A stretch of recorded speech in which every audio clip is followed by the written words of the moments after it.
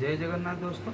आज जानते हैं भगवान जगन्नाथ जी के ऐसे ऐसे भक्त के बारे में जिनके लिए महाप्रभु जगन्नाथ जी रत्न सिंहासन छोड़ के चले गए थे, उनके भोग स्वीकार करने के लिए उनके पास चले गए थे और बंधक रह गए थे, वहाँ पर निकल के आ नहीं पा रहे थे। तो आज के वीडियो में लास्ट तक बने रहिए और जानते हैं एक ऐसे भक्त के बारे में जिनका नाम है भक्तमणि रघु बेहरा। वो भगवान महाप्रभु जगन्नाथ जी के बहुत ही बड़े भक्त थे।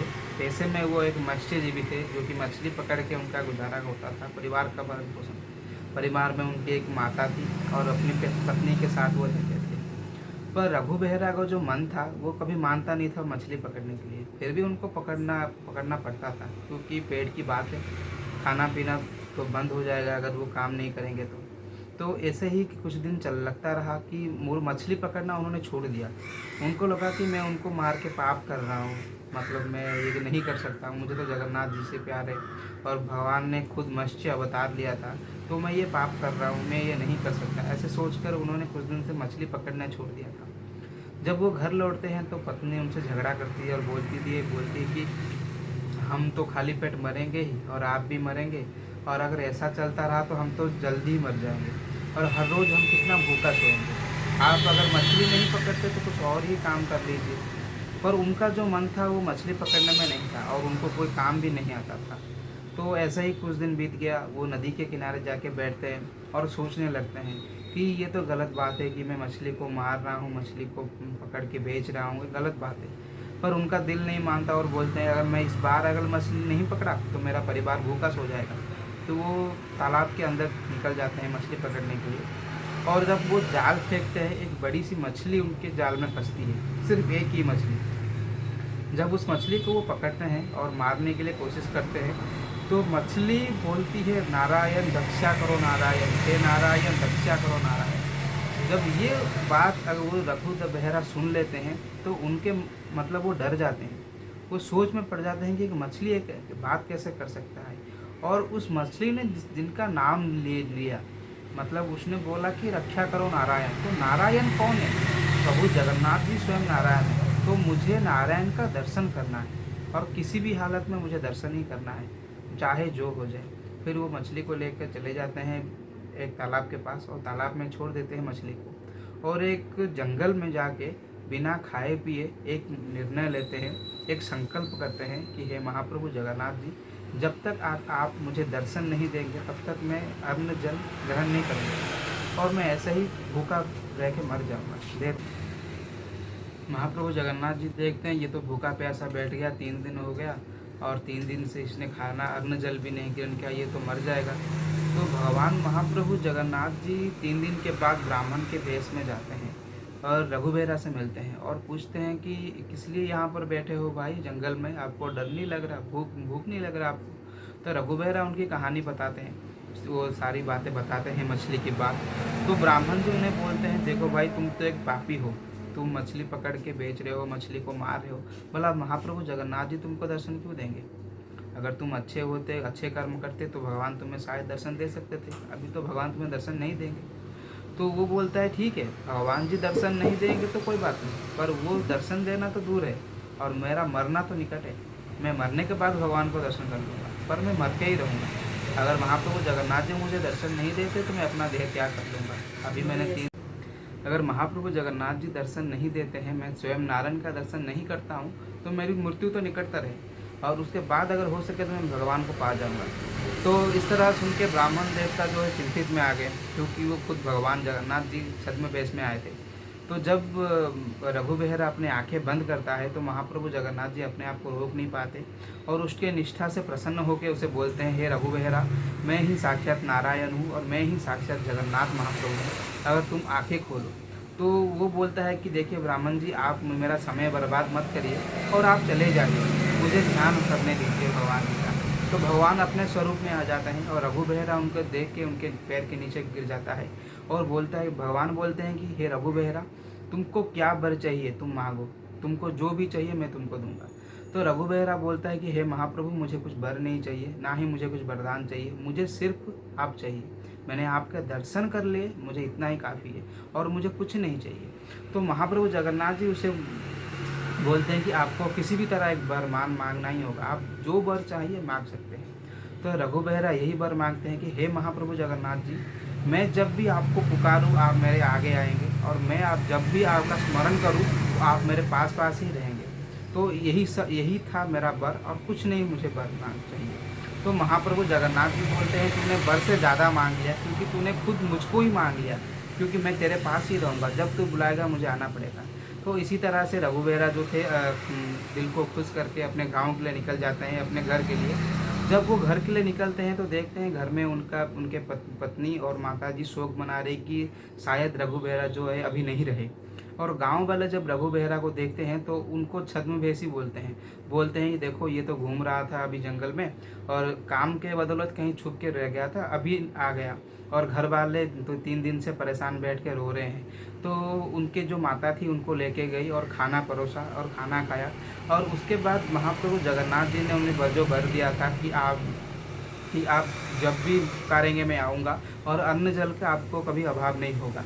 तो रघु बेहरा जी उसी दिन से उन्होंने मछली पकड़ना छोड़ दिया, और उन्होंने भिक्षावृत्ति शुरू कर लिया।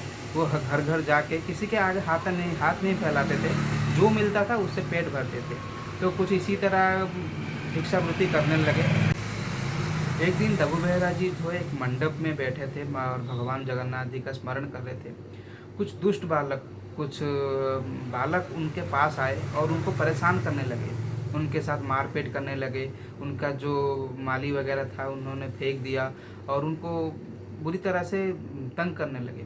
तो रघुदास जी रघु बेहरा जी वहाँ से उठ के जाने लगे, और जब वो जा रहे थे उनमें से एक बालक ने एक लकड़ी के माध्यम से कील ठोक कर उनके पीठ पे वार किया। जब उनके पीठ पे उसने वार करा तो वहाँ से खून निकला और बहुत ज़्यादा दर्द हुआ। तो रघुदास जी जो थे रघु बेहरा जी वो रो पड़े। जब वो रोते हैं तो वो बोलते हैं कि जिस तरह से मेरा कुछ गलती नहीं था और तूने मुझे मारा, आज मैं रो रहा हूँ, उसी तरह से तेरे माता पिता रोएंगे तुझे ढूंढते। मेरे पुत्र के लिए तेरे माता पिता रोएंगे। और ऐसे बोलते ही जब वो 3 पग आगे निकलते हैं तो उस बालक की वहीं पे मृत्यु हो जाती है। तो गांव वाले अचंभित हो जाते हैं और घेर जाते हैं उस बालक को, और उसके माता पिता दौड़ते हुए रोते रोते आते हैं और रघु बेहरा जी के चरण में गिर जाते हैं। बोलते हैं भगवान, हमने आपको ना पहचाना नहीं और हमने आपको गलत समझा, सारे गांव वाले आपको गलत समझ रहे। अगर आप सच में भगवान महाप्रभु जगन्नाथ जी के भक्त हैं तो मेरे बेटे को बचा लीजिए, मेरे बेटे को जीवन दान दीजिए, तो हम मान जाएंगे आप भगवान के भक्त हैं। तो रघु बेहरा जी बोलते हैं कि इसमें मेरी कोई गलती नहीं है, ना ही मैं कुछ कर सकता हूँ। जीवन मृत्यु का चक्र जो है महाप्रभु के हाथ में है। आप महाप्रभु जी को महाप्रभु जी को प्रार्थना करिए, अगर भगवान चाहेंगे तो आपका बेटा का जीवन जो है दोबारा से मिल जाएगा। तो सारे गांव वाले मिलकर महाप्रभु जगन्नाथ जी की प्रार्थना करते हैं, और रघु बेहरा भी प्रार्थना करते हैं, हे महाप्रभु, इस बच्चे ने जो भी किया नादान से किया, और इस नादान बालक को क्षमा करके इसके जीवन इसको वापस कर दीजिए। तो होता भी कुछ ऐसे ही तरह से, वो जो बालक मृत्यु पड़ा था उसका जीवन आ जाता है और वो बच जाता है और आँख खोल के उठता है। जब वो आँख खोल के उठता है तो सारे गांव वाले जय जय रघु बेहरा करके चिल्लाते हैं। तब से रघु बेहरा जो थे मतलब बहुत ही फेमस हो चुके थे गांव में। तब लोग बहुत दूर दूर से रघु बेहरा को देखने के लिए लोग फल फूल लेके आते थे, वस्त्र लेके आते थे, खाने पीने का कोई भी अभाव अब उनको नहीं रहता था। पर एक दिन जब वो बूढ़े होते गए तो उन्होंने एक बार जगन्नाथ महाप्रभु जी को भोग लगाया, और जब उन्होंने भोग लगाया तो महाप्रभु जगन्नाथ जी को उन्होंने बुलाया कि हे महाप्रभु, आज मेरे हाथ से आप भोजन ग्रहण करिए। तो दोस्तों, यहाँ पर जो पुरी में महाप्रभु जगन्नाथ जी बैठे हैं वो भक्त के अधीन में है। अगर आप भक्ति से बुलाते हैं तो जगन्नाथ जी स्वयं आते हैं, ये बात सत्य है। और होता भी उसी तरह से, जब भगवान ने वरदान दे ही दिया है तो भगवान को तो आना ही था, और महाप्रभु चले आते हैं रघु बेहरा के घर। तो रघु बेहरा ने जो भोग लगाया था वो अपने हाथों से वो महाप्रभु जगन्नाथ जी को खिलाते हैं। जब वो महाप्रभु जगन्नाथ जी को खिला रहे हैं तो भगवान जी वहाँ से नहीं जा सकते थे, और वो यहाँ पे पूरी में भोग चल रहा है। जब भोग चल रहा है तो दोस्तों आपको पता नहीं होगा, अगर आप पता है तो ठीक है, जब महाप्रभु जी को भोग लगता है तो चड़ू होता है। जैसे कि हाथ में पानी लेते हैं तो यहाँ पर पानी में महाप्रभु जगन्नाथ जी का चित्र आता है, उनका प्रतिबिंब दिखता है। अगर नहीं दिखता है तो इसका मतलब महाप्रभु अभी नहीं है रत्न सिंहासन में। तो जब पूजा कर रहे थे तो देखते हैं कि महाप्रभु जगन्नाथ जी रत्न सिंहासन में नहीं है।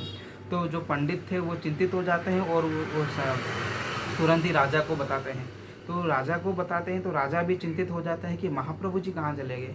तब राजा को स्वप्न देश होता है कि हे राजन, मैं अभी पिपीली गाँव में रघु बेहरा के घर में भोजन कर रहा हूँ, तो मैं यहाँ से नहीं जा पा रहा हूँ, किस तरह से मैं जाऊँ? मुझे ये छोड़ ही नहीं रहा, मुझे खाना खिला रहा है और अगर मैं जा नहीं सकता। तो राजन भी मतलब चकित हो जाते हैं और सन्ने सामंत के साथ निकल जाते हैं पिपीली गाँव के लिए। जब वो पिपीली गाँव में पहुँचते हैं तो देखते हैं कि रघु बेहरा जी का घर है और रघु बेहरा जी को बहुत बहुत बुलाते हैं, पर रघु बेहरा जी जो थे वो भगवान को भोजन खिलाने में व्यस्त थे और उन्होंने उन राजन के बात को मतलब सुना ही नहीं। तो राजन जो थे दरवाज़ा खोल कर अंदर आ गए, तो महाप्रभु जगन्नाथ जी अंतर्ध्यान हो गए। जब अंतर्ध्यान हो गए तो रघु बेहरा मिट्टी में लोट हो गए और रोने लगे कि हे महाप्रभु, आप चले गए, कहाँ चले गए, आप कहाँ चले गए, रोने लगे। तो रघु बेहरा जी तो थे वो रोने लगे और जो राजन थे उनके पैर में गिर के बोले, हे हे भक्तमणि, आप चलिए पुरी और पुरी में आप वास करिए, आप महाप्रभु के पास ही रहिए। महाप्रभु जी का ये आदेश है कि आप महाप्रभु जगन्नाथपुरी मंदिर के पास ही रहेंगे और आप उनसे दूर नहीं रहेंगे। इसी तरह से उनका रहने का, खाने का पूरा बंदोबस्त किया गया पुरी में और जो हमारे भक्तमणि थे वो चले गए पुरी और वो पुरी में वास करने लगे। अपने अंतिम काल तक वो पुरी में रहे।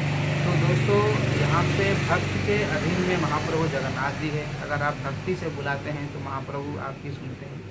और कुछ इसी तरह से कुछ वीडियो जानने के लिए दोस्तों मेरे चैनल को शेयर, सब्सक्राइब, लाइक करना ना भूलिए। तो जय